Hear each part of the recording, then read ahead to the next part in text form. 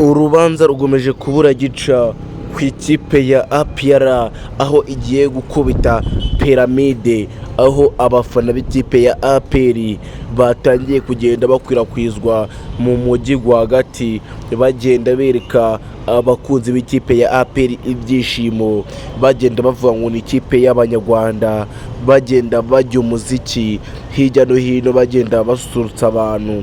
Urabona ko aba bagabo ari abantu bakuze cyane, bagenda bavuga ati ikipe ya siporo yavuyemo, ati reka nze tubereke uburyo twebwe tugiye kubikora mu minota mikeya cyane. Ati ikipe ni APR, ati abafana nimufane ikipe ya APR niyo ya mbere. Bagenda bavuga ati harabura iminota mike cyangwa amasaha make tube dutangiye kubishiramo.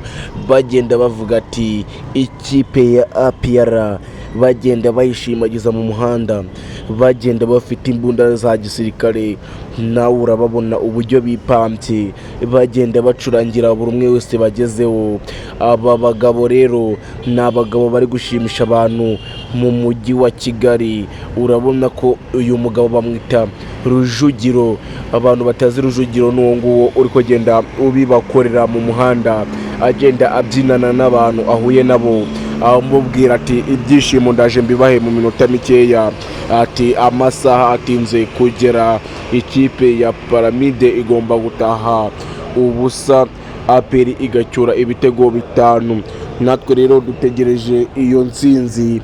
Aba bagabo rero bagomeje badusezanya bavuga ati ubu ibintu tugiye kubikora 5 kuri 5, aho bagendaga bashiramo indirimbo yatewe bose babireba bagenda